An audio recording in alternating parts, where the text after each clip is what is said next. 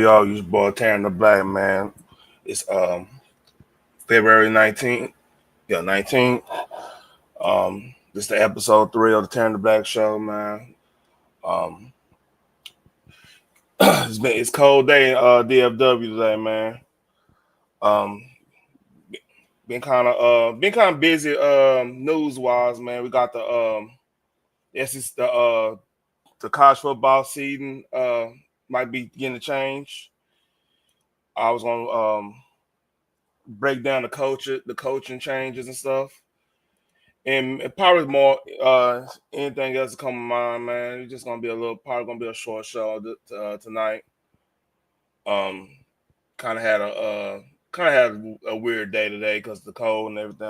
I work outside and everything, so it's really gonna be a chill one. But without further ado, I just go ahead and go on the birthdays. I was on there. Hold up.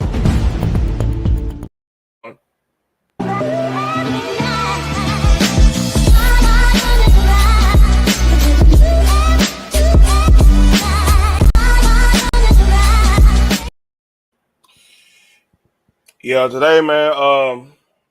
Not too big on the birthday side, man. Like last couple of days, we had Dr. Dre and Michael Jordan. This today kind of short. I mean, Jokic is there and everything, but like Bobby Brown hit 21. It's crazy. Oh, yeah, man, it's crazy. She's 21 now, man. Like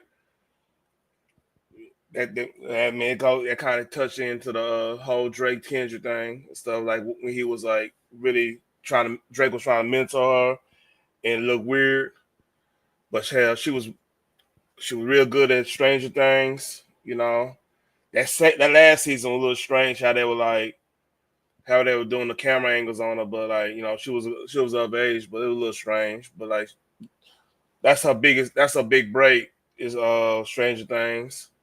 Decent actress and everything. Then Nikola Jokic, man. He one of the best players in the NBA right now. One of the best all around big man. Probably best second round pick in NBA history. Like he was a second round, like late second round pick, and he I believe he won the MVP. Let me make sure that I think he won it. Yeah, he won MVP twice. So yeah, he probably the greatest big man, but not greatest big man. That I ain't gonna say that greatest second rounder probably in history. Yeah, man. There was rumors that maybe when he come up in his contract, the Lakers will try to link him up with Luka since they got Luka. I don't want to talk about that trade anymore. But like, great player, man. Like, legit great player. I think he's one of the few players in the NBA that would translate back to the more physical time when big man like they played in the post a lot. You have few teams that's doing it, but like mostly it's like it's this league is real guard and forward driven, but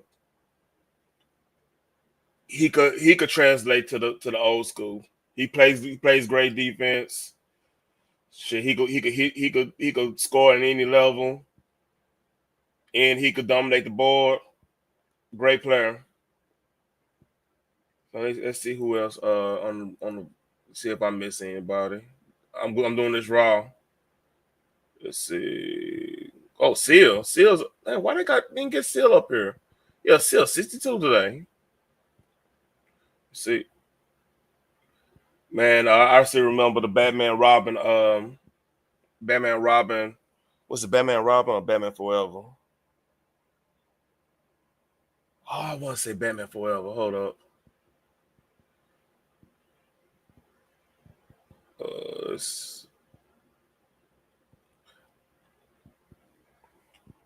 Yeah, I forget he had a scar and everything. But yeah, man, I want to say Batman Forever. He did the theme song for that. That oh yeah, was it? Yeah, it was Batman Forever. But that's about it on birthdays. So that's really not that much. Not that much I could really speak on. Oh, Prince Andrew, that's wild. If y'all know anything about the whole list thing, that's crazy. Smokey Robinson. Okay, yeah, Smokey Robinson, man, that's a legend there. You know, my auntie really loved, man. She had records, all the records of Smokey Robinson back in the day. I never was. He was the one that went through the cracks because hey, if you listening, you grew up in Texas, man. Your family listen to Stack Records or like on some Botown stuff. They really didn't rock with like Smokey like that unless like my auntie did, but like not a lot of people, not a lot of old school folks did. Now I didn't hear it, but hey, I remember I grew up on Johnny Taylor and all that, Isaac Hayes and stuff. So it looked like that's it on that, man. But then tomorrow, man, it's crazy because it's Rihanna's birthday tomorrow. Spoiler alert. Let's see who else is tomorrow. Oh man, yeah, this decent. This is it. All right, we got more tomorrow. That's just sneak peek. So enough of that. It's not really that much there. So the big news today, man, was the SEC and I mean most of the commissioners agreed on the playoff changes. They had a meeting in New Orleans. So yeah, they're gonna change the way it's seated in the 12 team. Now this doesn't say anything about the expansion. It's the seeds. It was most controversial fast because allowed night rate. So it's gonna have to be the top four. They basically saying, hold up, what's to earn the fourth seed, third ranked Texas, and fourth ranked one up respectively, 5 or 6. Papa's suggestion was to change the seeding for this fall, which Patetti said he favored. Y'all probably forgot. Let me expand that a little bit so I can see it. Oh, hold up. Hold up. All right, cool. I was gonna make sure my sound right, man, because sometimes StreamYards are going its own way. Um,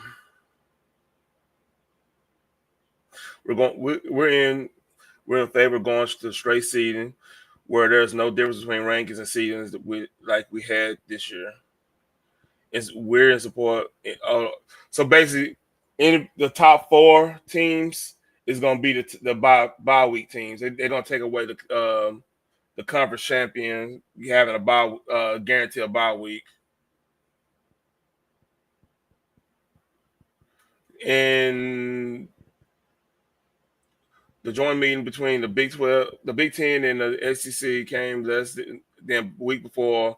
Both Petitti and Shanky, I think it's Shanky, how you pronounce it, will meet in Dallas with their fellow FBS commissioners and what's it, Bafo? I cannot pronounce that. Bafaqua and Bafaqua. That's a weird. That's a weird word. To begin a thorough review of the inaugural 12-team playoff, the SEC and Big Ten have the bulk of the control what the college football playoff will look like when the new contract with ESPN begins following the 2025 season. The power was part of the negotiation process that also include guaranteed access for conference champions and certain protections for Notre Dame. Soon they gonna force Notre Dame to get an ACC or something. That's the ACC. I meant ACC or Big Ten. That's gonna happen, in my opinion. when asked directly what their respectful conferences would look like in the playoffs, would like the playoffs to look like in 26 and beyond, Sankey declined to go get in specifics because that's negotiation. That's something we owe our colleagues first. He said, referring to his fellow FBS commissioners, I think I've been consistent in the observation. The four power conference commissioners are set to have a call this weekend in advance next week. College football meetings, college football playoff meetings in Dallas. Sources told ESPN trade Pete Thamel, okay. They're expected to be an update of what transpires at Wednesday's Big Ten SEC meeting and potential steps ahead of the college football playoff meeting, according to sources. Uh, so they're basically talking about the to expand the field from 2026 and beyond. So that's what next week's meeting is going to be, is really talk about how to expand it or if it needs to be expanded or whatnot. So I think the sore spot is the Big 12 and Big ACC on getting two teams. They're going to have to probably add a team each on that, and then have the either the highest group of five in Notre Dame. They probably have to do something like that because they're talking about having more. Let's see what I got there right. It's not no issue. Okay, hold up.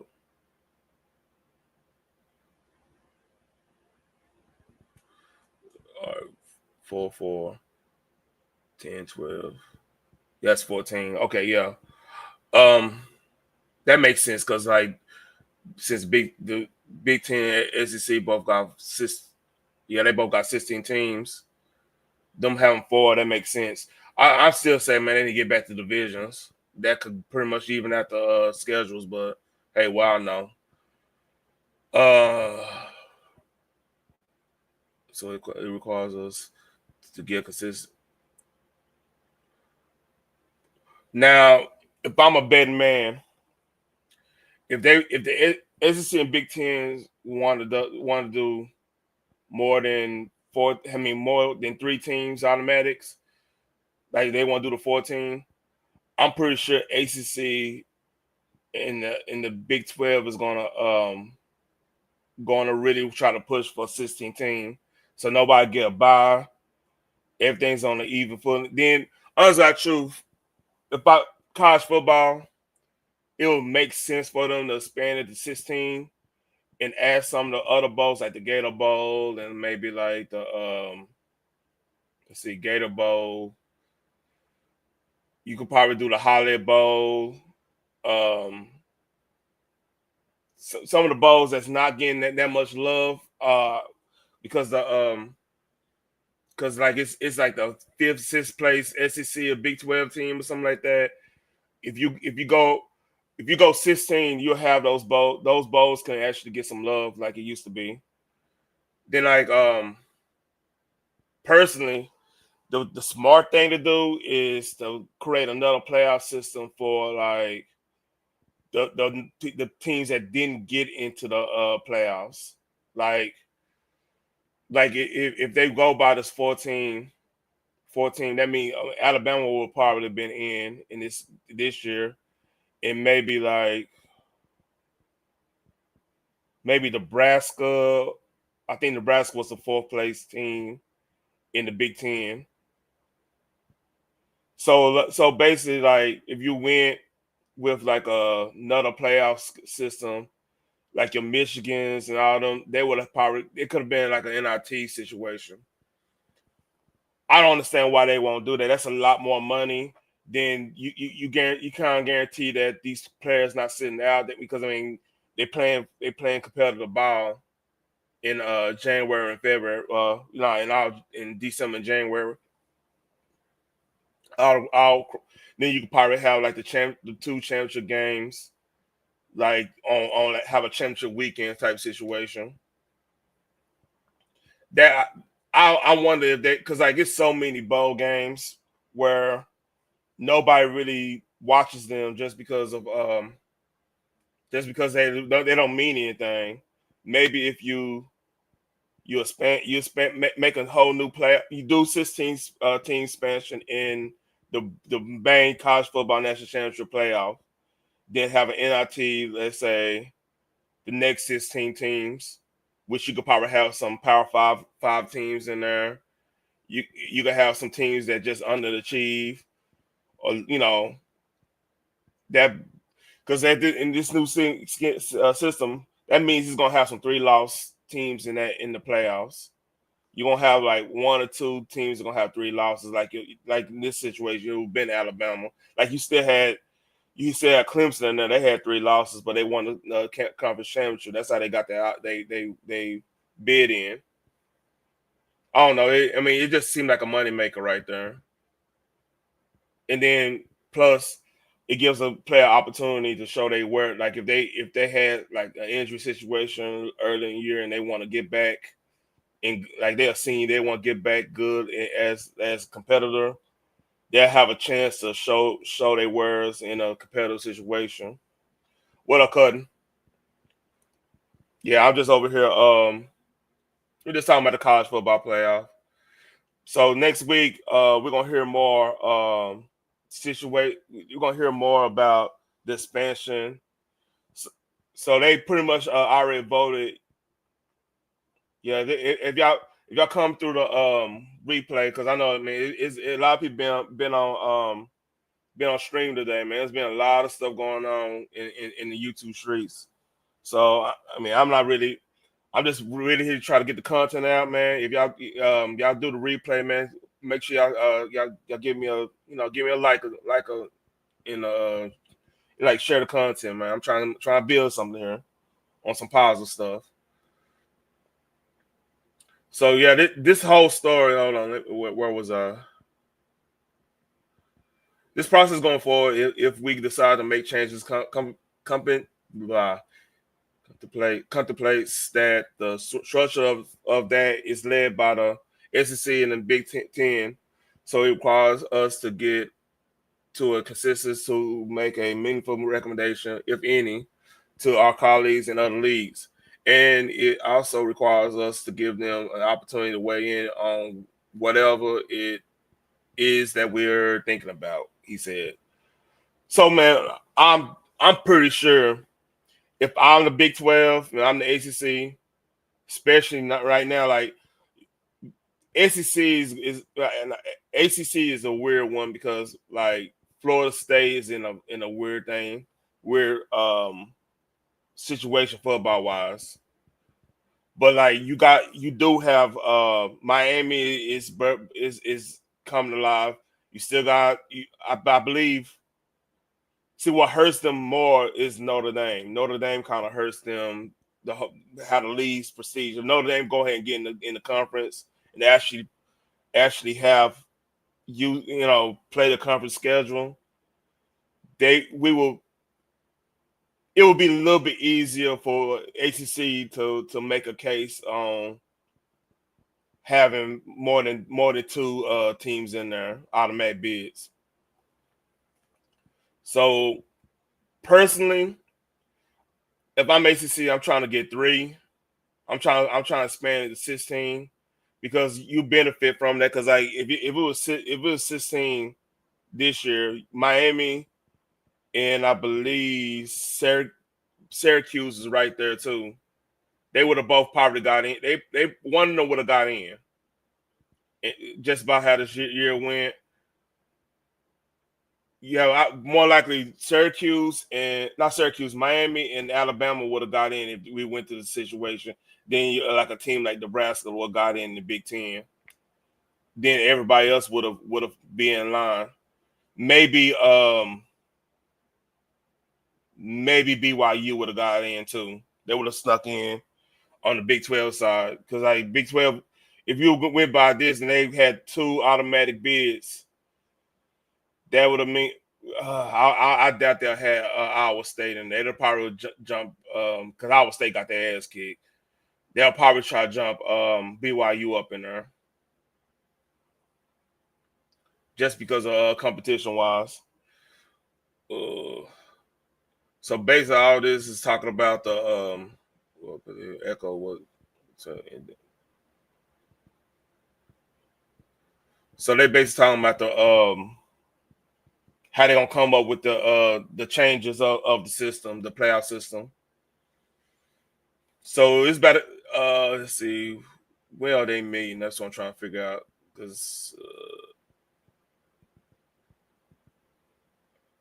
as expected, Wednesday meetings also include discussion about the House versus NCAA settlement and future NCAA governance. Right now, if y'all don't know, the NCAA lost a lot of power because of the NIL situation and because of now these conferences are negotiating their own contracts now. Like the NCAA, their only power game they really had was to make the rules they had in place for not paying for keeping amateur status. Right now, they really don't have that much power anymore. They kind of lost that. Attorneys from both leagues were present to avoid anything that might be construed as collusion. The TD said that while the Big Ten, SEC are leading the future format discussions of the college football playoff, the NCAA governors conversation have been incredibly collaborative and involves everybody. Of course, it does. They got to say that people are working together. But he said the work that's been down around the settlement among the conferences is probably unprecedented in terms of the amount of collaboration that requires to get this right. Okay, yeah, they basically trying to find rules on the NIL, so that's what they're telling me. And how they basically telling the NCAA what the rules going to be. That's how I'm reading that. Maybe I'm reading it wrong, but that's how I'm reading it. As far as the college football playoff conversation, Sankey said the Big Ten and SEC have deployed leadership in a responsible way. Of course, they did. That's funny. Moving forward, Tony described a methodology that was agreed to by everyone a year ago for how decisions will be made by everyone, not dictated by us, agreed by everyone. He said, we have a responsibility to use that wisely. So that's that. Uh, Basically, Big Ten and SEC, they run the show right now. That's why how I'm reading it. Everybody's pretty much like trying to figure out where they place in. I do think the other two conferences are going to push for two extra teams, just because having a team in the playoff is going to be beneficial, you know. So don't be surprised it's a 16-team playoff, and Big Ten and not Big Ten, Big 12 and ACC vows for one extra God damn it at large bid, a guaranteed bid. I meant. So hold on, give me my map. Get thirsty right here, man. I'm talking 100 miles an hour.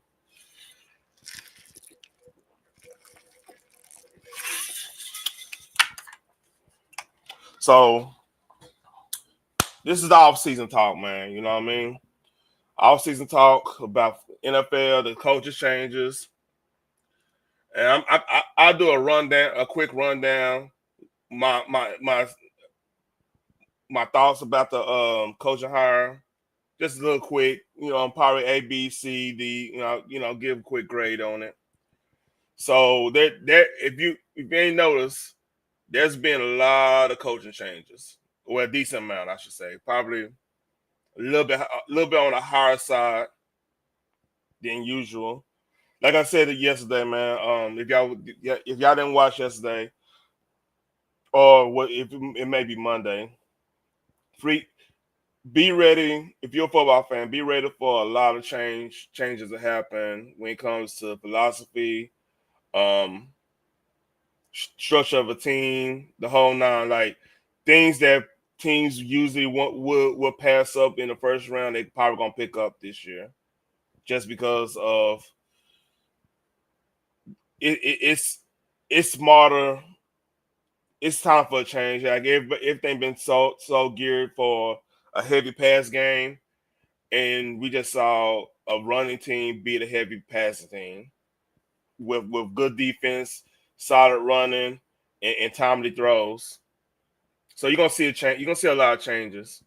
So the first culture change is Jeff Ubeck with Atlanta, the defensive coordinator.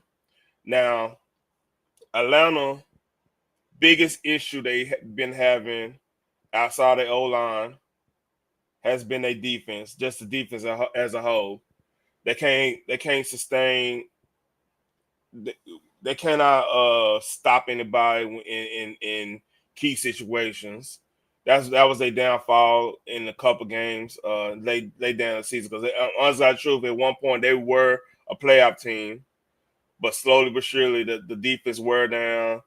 The some of the scheme some of the scheme stuff let them got exploded a little bit. Like I think they had I think Tampa Bay gave exploded them a little bit. I mean, Tampa Bay was a weird team too. Defense, I mean, the whole defensively too, and offensively, it was a weird team. But yeah, that was the one big issue they had laid down the stretch. So Jeff Ubeck, let me see, I can't remember what where he did coach at first.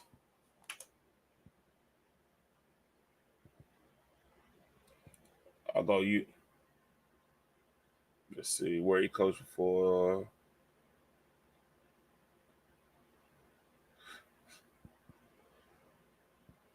Yeah, he was at the Jets. He was doing okay. He was a former Jets.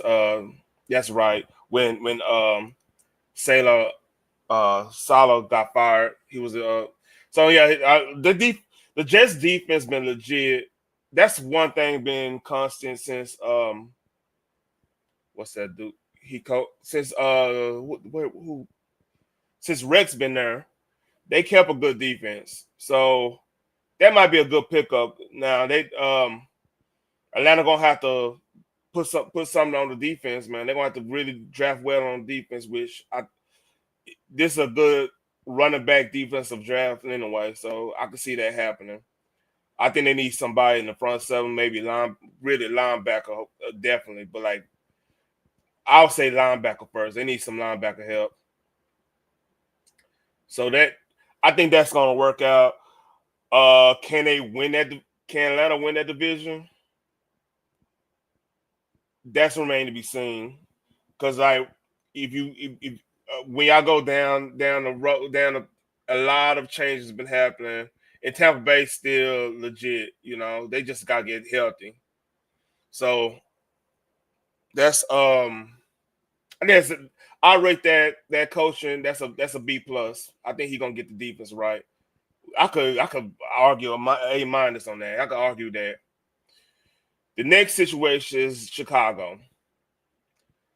They basically got a whole new staff because I forgot old dude name. They fired their coach. They got fired their coach before Thanksgiving, I believe. Ben Johnson, he was been a hot name. Like there was rumors that Daz was after him. Great coach. I liked him and I like him in Detroit, man.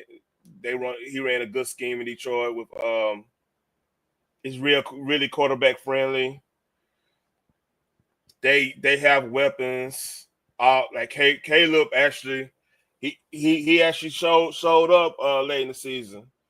So if they probably need to add like another veteran receiver to go with DJ Moore.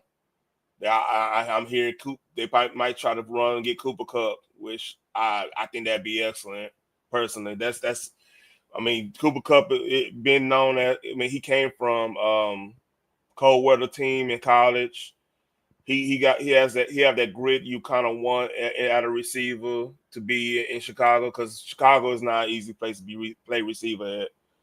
You might it's games you probably, because of elements, you probably won't get no more than 8 looks in some cases because of the elements. So I like Dennis Allen, a defensive coordinator. That's some they need.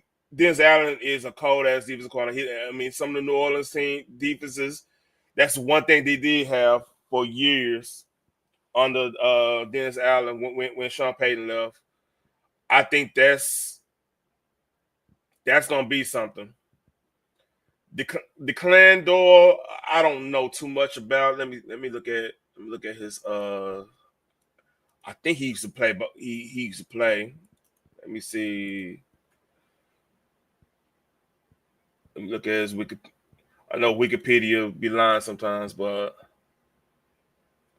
I contact.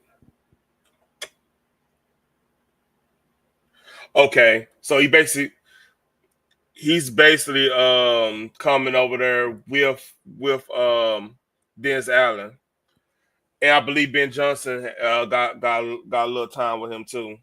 So the Chicago, watch out for Chicago. That might be the most improved team on this list. Um, Coming up, man. They got a lot. They got a lot of picks. They've been active in free agency. I think they're gonna be active again. That watch out for them. They're a good draft and a free agent pick or two for taking that division, especially since you have so many injuries in Green Bay right now. Um, we don't know how they receiver core gonna look, because they got decimated with injuries last year, like ACLs and all kinds of craziness. So I'm with it. That's gonna be, watch out for Chicago. Golden in Cincinnati. Cincinnati needed a defensive change, man, because they gave up so many leads, and like Burrow legit had an MVP caliber season. It was always because that defense could not stop anybody last year. So I of all teams I expect to go hard defensively in free agency and stuff, it might be Cincinnati. They need a whole new change. Tommy Reeves in Cleveland. Cleveland, uh, that's gonna be a bad spot, man. They ain't Sarah Capel. Uh, where Reeves come from? I want to say Indy, but don't quote me on that. Hold up. See where he from. Uh, See where he coached beforehand. Let's see. Okay, yeah, he was. He was. I remember he was in Alabama. He was out of Alabama last year on that playoff run. So I think this is gonna be a good experience for him, like to be offensive coordinator for an NFL team.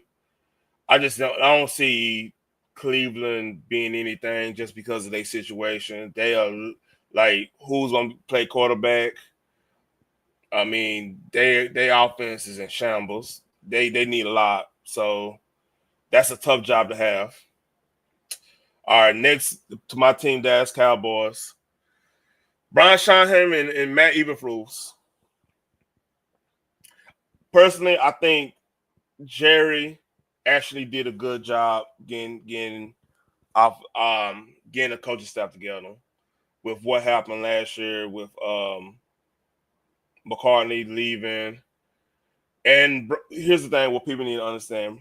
I make sure this is right, so everything be on the up and up. I want to say Brian Schottenheimer is one of the reasons why. Um, Hold up. Let's see. Okay, so so it did he have? Let's see this.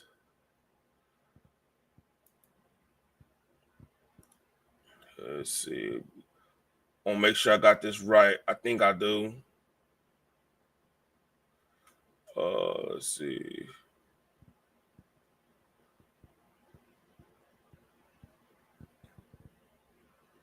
I want to say Gene Upshaw. Gene Upshaw. Jenny Smith was on that squad. It was on that squad of 2020. And honest got you, Gene Smith, man, he was a hard and New York Jets. Well, remember what I was saying? That's where a lot of offense goes to die. The Jets, they made him look so bad. He was doing all they didn't. They've been anemic offensively since I want to say even before the Parcell days. They haven't had so what Brian Schottenheimer did with his scheme did for what's why am I saying Gene Smith? Hold up, man, I'm tripping.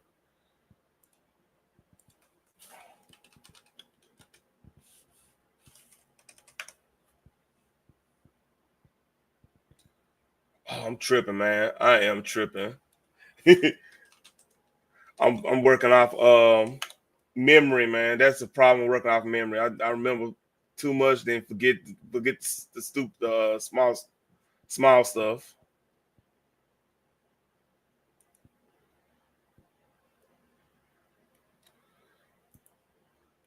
Oh, I can't believe I went blank like that.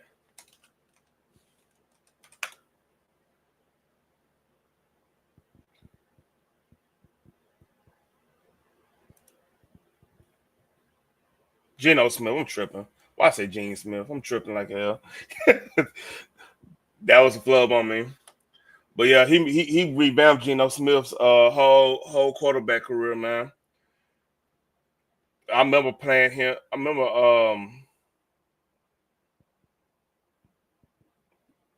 was that Gene? Hold on. When Russell Wilson left Seattle.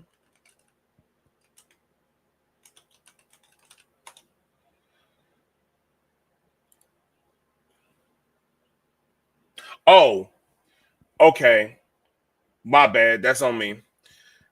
Yeah, he was on that staff that kept that got Russell Wilson back to the Pro Bowl and everything after them injuries and stuff. That's right, because his last year was the pandemic year. That's right. I don't know why I thought he was there 21, 22. However, his style though, he's one of he kept really kept Seattle in the playoff push with the running game and everything. So I think that's what we need. Eberflus is gonna use Michael. That's why I know we're gonna sign Michael. We're not gonna do anything crazy. Now, it would it shock me if we do some stupid like trade Michael? No, it won't. But I I firmly believe like Eberflus will use the hell out of Michael and build around that. So I rate I rate Cincinnati. That's an A. They need a defensive head on that defense. Reeves, that's a C. Just he's working with nothing. I don't see nothing gonna change. They got to fully rebuild. It might be like two 2 or 3 years away from becoming a contender again, legitimately, especially that conference that division. Schottenheimer and Eberflus, I think I want to say A because one of the things that we've been needing is a running game. Is a coach that will you know what I'm saying will emphasize the running game, will work off the running game. It will make the offense way more easier for Dak and make it more balanced. So Dan Campbell, again, I mean he's basically the team is loaded. John Morton, I'm not too sure about him. I'm gonna give this a B just because Dan Campbell's at the helm and the coach is still there intact. Would they do they still they gotta watch out for Minnesota and Chicago like that? The NFC North is right now might be the hardest hardest division. I keep doing conference, hardest division in the NFC right now, legitimately. Like you, I could legit see Chicago with the people with Ben Johnson and Dennis Allen. I could definitely see Chicago could win it. I could definitely see Minnesota could win it because they almost won it last year. And who knows about Green Bay? Green Bay right now. Green Bay got injury issues. Nick Haley, I don't know anything about him, but they do need I forgot. I think they offensive coordinator. Where did offensive coordinator go to? Was it Lynn? Was it him? Let me see. Hold up. Where did he?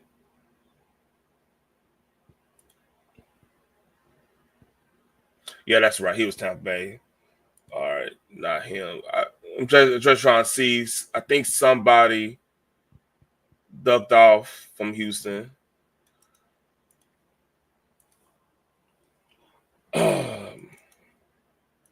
These coaching names, man, it could everything mash up. Yeah. So I think that's a good hire. He does similar to McVay. I'm talking about Houston. Does similar to McVay's system. He probably gonna be more inclined doing that, and that with CJ Stroud, that's a perfect system because he even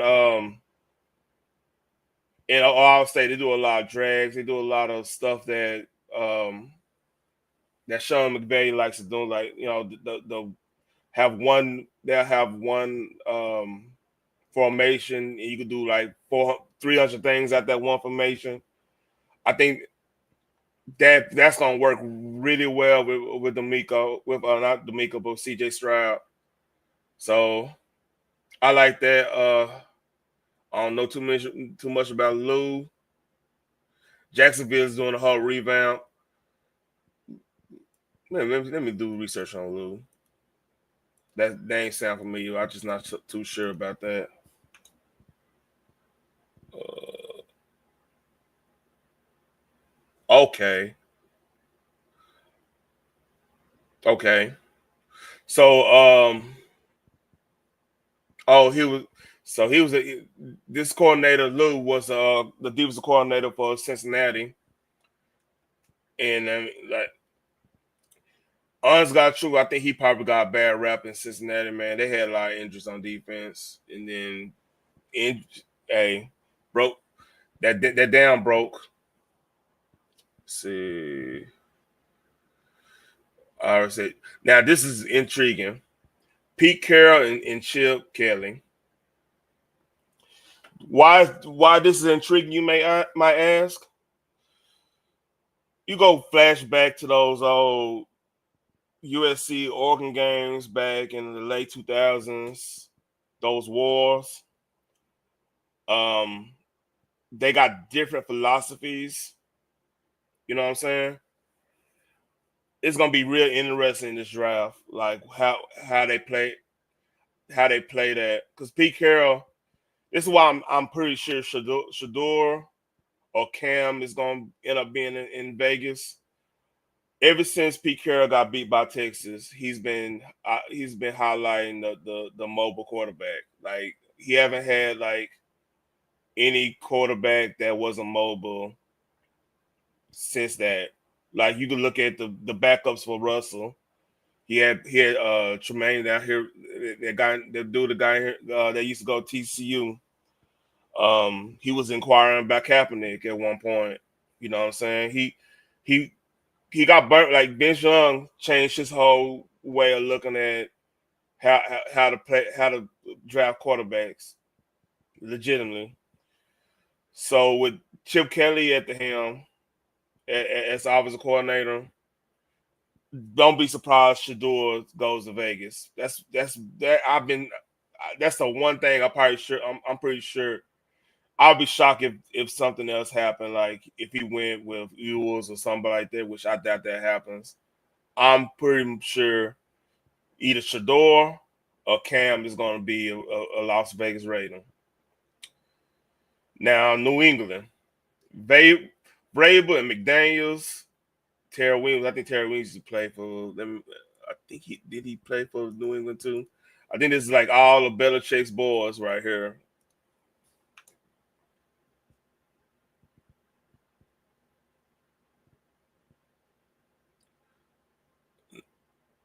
No, he didn't play. But Terry, let me see his.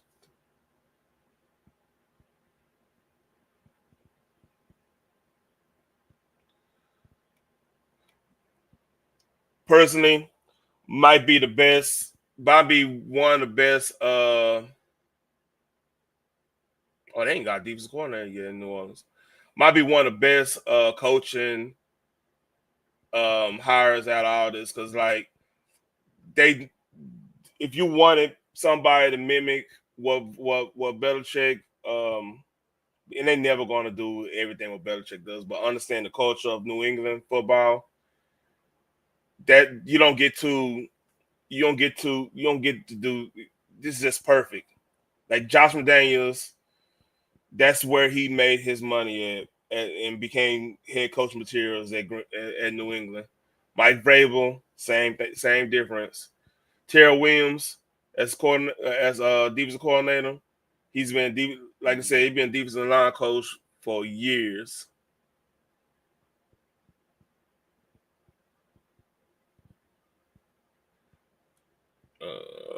Let's see. So culturally, that matches everything New England is about. That with a win, especially in that division, where you got like Miami they just need to get healthy. Um, Miami just need to get healthy. I don't know what Buffalo gonna be next year. I'm not gonna lie to you. Buffalo, this might have been Buffalo's window. They're gonna have to do a lot to maintain this, and leap forward past the Chiefs. Which, if you're gonna leap past the Chiefs, this is the year to do it. This coming year gonna be the year to do it because there's gonna be a lot of flux there. So New Orleans haven't finished they coaching situation, but Kellen Moore, um, with that offense they got now, and then they're gonna have to they're gonna have to get a quarterback because I don't think they're gonna keep Derek Carr. But with the weapons they already got, they got hit with the injury bug hard mid season. They were going hard early the season, and then the injury bug whooped their ass. So personally, if they stay healthy, I don't know who their coordinator is. So just Kellen Moore with their offense, the offense is gonna be good. Matter of fact, they don't be surprised like um they make some hay. They make some hay in free agency just to build that defense up. It depends on who they get as coordinator. I mean, right now they show they don't have anybody as coordinator. The Jets, I don't know anything about Tanner, but Steve Wilkes, I think he used to play for Tennessee, but he played for Tennessee or somebody like that. Let's see. Oh yeah, he been in the game. Yeah, he been in the game for a minute. I just it just that name. I yeah, he was with that. That's a good hire. I forgot about him. He used to coach San Francisco's defense, the one that went to Super Bowl. It was crazy. I don't think they should have fired dude, man. Be real with you, because like Greenlaw, when Greenlaw got hurt, like, and plus like dude, Shanahan was doing stupid stuff on offense. He wasn't running the rock. If he quit kind of running the rock, he was trying to beat Kansas City at their own game, and that's never going to work. I don't know anything about Kevin. I think he was he might have been a offensive line or quarterbacks coach. Let me check on that. These names, boy.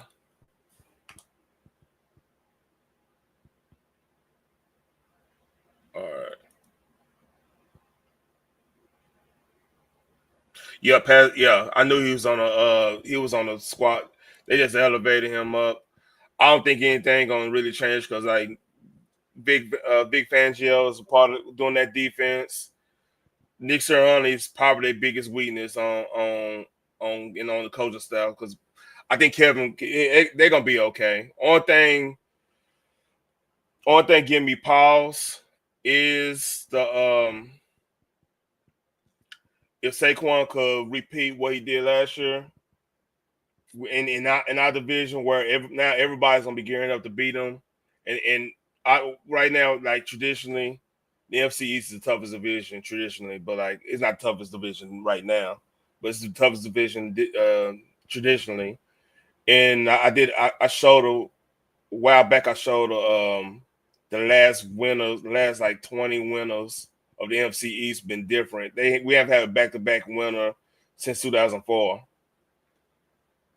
So he got hard. He gonna have some big shoes to fill because like Kellen Moore actually made Jalen Hurts more of a passer, more of a good passer, and running game doesn't having a running game helps a lot too. San Fran getting solid back.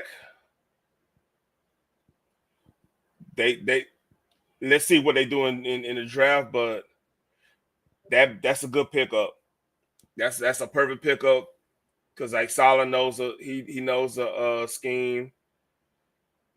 That's a perfect pickup.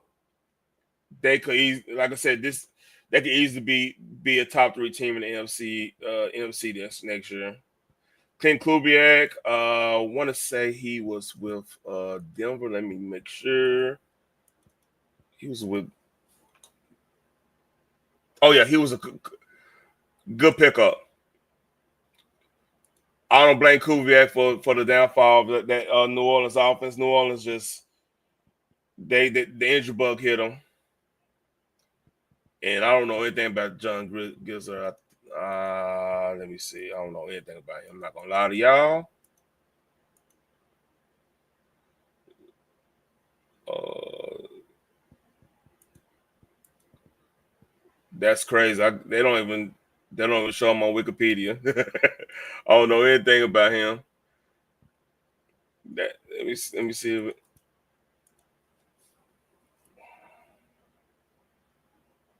Oh man, they don't even have that might be a typo. They don't even have him as a coach. You can't even search his name. So overall, okay, where I stop the name? See, Liam go depends on what they do on doing the draft and free agency in Jacksonville. I give him a C for right now. Pete Carroll and Chip Kelly, that's potentially a B plus. They old, I get they old, but Chip Kelly, you get Chip Kelly as a coordinator is different than Chip Kelly as a head coach. And Pete Carroll's he gonna emphasize the defense like naturally. That teams better watch out for the Raiders if they draft right. I give New England an A. I can't really give New Orleans anything. Yeah, but back to New England, I give an A because these three coaches understand New England culture from the Belichick years. So there's a possibility of improvement just because of that. There's an understanding. There's gonna be an understanding of how the culture is. So I give that an A. New York Jets, I give it A plus. Aaron Glenn and Wilkes. They defense gonna be legit. That might they already had a good defense. That might be a top 8 defense if they draft right. If they don't, if they have some type of they good on some type of offense. They just gotta have a middle row offense in top defense. They could probably get to a wild card in the AFC this year. Uh, B on Philadelphia. I just don't. I don't put too much on the new hire. I mean he's been in the staff. Everything pretty much relies on players that they can. What they do scheme wise is pretty. Out of all the teams, they're pretty like it's not that difficult to defend. What makes them hard is having Saquon there. So yeah, that's to me it's a B. It's nothing gonna really change unless they get injuries. A for San Francisco, Salah coming back. That's a perfect situation. They might mess around and win the NFC West. Clint Kubiak in Seattle. See, man, they talking about getting rid of DK Metcalf. I'm like, why would you get rid of DK Metcalf when you got a pass happy coordinator there that's gonna gonna span whatever you need from DK? I don't understand that whole situation. I don't know about John Grizzard. I don't know anything about him, so I give that a C. As long as they got their defense, as long as Baker Mayfield there, they gonna make something work. I mean, as long as this dude just have a have a capable offensive scheme, I think they'll be okay. Because right now New Orleans is even with Kellen there, they're gonna be working on situations. Carolina is Carolina changing thing. Nope. Carolina is in right now. They got to build up a whole damn team right now. They in a bad situation. So all Tampa Bay got to do is just stay the course, get you know get a little smart on defense. Like you can't get blown out by you can't get torched by Kirk Cousins in prime time. Well, was it prime time? I want to say it was prime time. It was a Monday night game. But you can't get torched at home by Kirk Cousins. I mean, you got to clean that up. But they clean it up and add a little bit more on free agency. I think I'm trying to think who's. I think Mike Evans still there. They want to build up that line because What's getting hit pretty well. So I give that. I think a C plus B minus. So that's about it. Best ones out of this Chicago. I'm rocking with Chicago. That's Chicago, New England, the Raiders. I would say the Cowboys just because they doing something that we've been needing. so this if y'all don't know this today was the start of the franchise tag stuff and everybody the salary cap went up 25 million. So pretty much everybody's under the cap except Cleveland. Maybe I think Cleveland is the worst right now. But a lot of that stuff could be fixed and restructuring and everything. But that's really about it. I mean, there's nothing else going on except for right now. I mean, the Lakers are playing. They had an All-Star break, so tomorrow is actually gonna be a lot of games, like a lot of basketball games. Then you got that cold ass MLS game, and let's see if anything else I'm missing.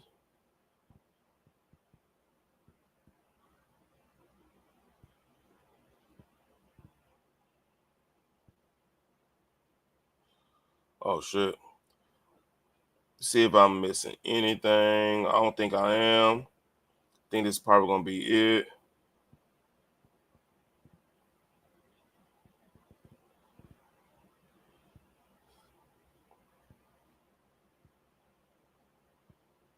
Yep, that's it. Oh, that game that MLS game is on right now. That's the only thing different. But that's about it. Y'all have a y'all have a nice night. Like, share, and subscribe on the replay. Please give me a like, man, and show your boys some love. Y'all take care. I'll be on probably tomorrow. It's around the same time. Um, it's something I'm missing. Nope. That's about it. Y'all have a nice night. Y'all take care.